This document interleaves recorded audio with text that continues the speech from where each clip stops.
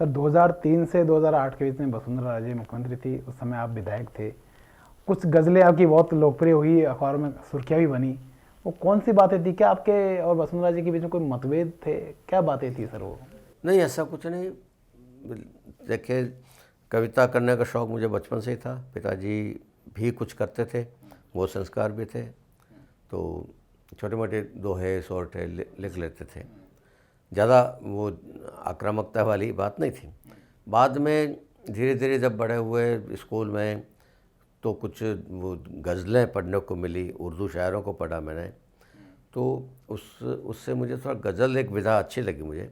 उसकी जो दोहे की तरह वो भी बहुत मार्मिक एक विधा है और सटीक विधा है, तो मुझे अच्छी लगी। तो उस पर मैंने हाथ आजमाने शुरू किए।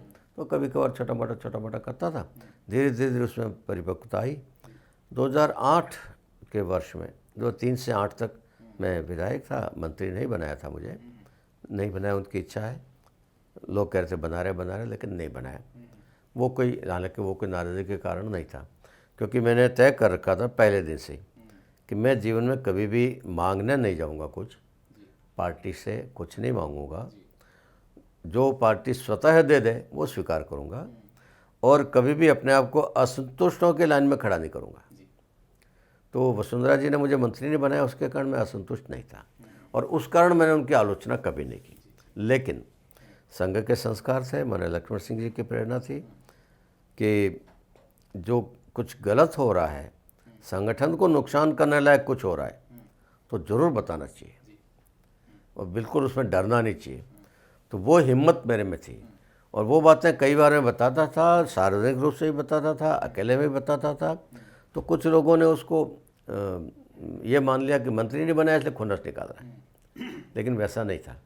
ये बात मैं, अब स्वर्गीय भैरव सिंह तो मेरे पिताजी के समान थे, बहुत वरिष्ठ थे, उम्र में भी, अनुभव में भी, सब में। लेकिन जब ज़रूरत पड़ी उनको भी कहा मैंने, पार्टी के हित में जो कहना आवश्यक है वो उनको भी मैंने समय समय पर कहा, और उन्होंने स्वीकार भी किया, गंभीरता से लिया उस बात को। छोटे मुँह बड़ी बात होती थी, लेकिन उन्होंने भी किया। वो भी मैंने वसुंधरा के साथ किया। फिर मुझे लगा कि शायद डायलॉग कुछ हो नहीं पा रहा है, मिलना जुलना थोड़ा कम होता था, तो फिर मैंने वो कुछ बातें शेरों के माध्यम से कही। सर एक आपकी लाइन थी, प्रश्न मेरी आंख से छलके हैं तो क्या करूं, बोलता कुछ भी नहीं मैं रहनुमा के सामने। कौन रहनुमा थे सर वो? कोई भी रहनुमा। अक्सर ऐसा होता है कार्यकर्ता के साथ कि कभी जब नेता, मार्गदर्शक थोड़े से यूँ दूर हो जाए, कम्युनिकेशन गैप बन जाए, और अपनी बात उन तक पहुंचाना ज़रूरी है लेकिन पहुंचा नहीं पाओ, तो फिर कई बार इंसान की आंखें बोल जाती हैं, अनुशासन के मारे बोल नहीं पाते। तब मैंने ये शेर कहा था कि मैं कुछ नहीं बोलना चाहता, बोलता नहीं हूँ, लेकिन मेरी आंखें तो बोल रही है। प्रश्न मेरी आंख से चल के अगर तो क्या करूँ, बोलता कुछ भी नहीं मैं रहनुमा के सामने। तो मेरे नेता का सम्मान करता हूँ मैं, उनके सामने बोलूँगा नहीं, बदतमीजी नहीं करूँगा, सवाल जवाब भी नहीं करूँगा, लेकिन प्रश्न है तो है, वो आएंगे सामने। 2008 में आपकी पुस्तक आई थी, बात हमारी पगली सी। इसको लेकर, इसमें जो कुछ पंक्तियाँ थी उसको लेकर वसुंधरा जी के खेमे में ये था कि ये मुझसे नाराज़ है। बाद में आपने उनको पुस्तक भी भेंट की।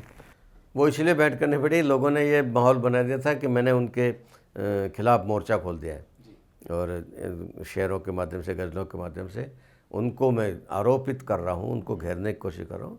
वैसा था नहीं, बस एक सहज स्वाभाविक अभिव्यक्ति थी, लेकिन उनमें कई ऐसी सटीक बातें भी थी जो उनको बुरी लग भी सकती थी। मैंने कहा लोग घुमा फिरा के पहुँचाएँगे, तो मैं खुद ही एक दिन जाके किताब देख के आ गया, और उन्होंने उसको पढ़ा भी। बाद में मुझे पता किया मैंने उनके पर्सनल स्टाफ से, तो उन्होंने उसको अपने बेडरूम के शेल्फ में रखा और पढ़ा भी उसको। उसमें एक शेर ऐसा भी था, मुझे भरोसा मिल लूँगा तो सब कुछ पा लूँगा, लेकिन मुझे भरोसा मिल लूँगा तो सब कुछ पा लूँगा, लेकिन मेरा घुसना मुश्किल उनके भीड़ भरे दरबारों में। तो एक संकेत था उनको कि आप थोड़ा अपना मिलना जुलना बढ़ाइए तो फ़ायदा होगा, आपको भी अच्छा रहेगा, पार्टी के लिए भी अच्छा रहेगा, सरकार के लिए अच्छा रहेगा। एक तरीका था, संकेत था, आलोचना नहीं कह सकते, इसको संकेत था। तो आपने कभी इस तरह का सुझाव मैडम कई भट्टाचार्य बार जी को दिया था? कई बार दिए, जी। वैसे भी बिना शेयर के भी दिए, शेयर के माध्यम से भी दिए और रूबरू भी दिए, भरी बैठकों में भी सुझाव दिए।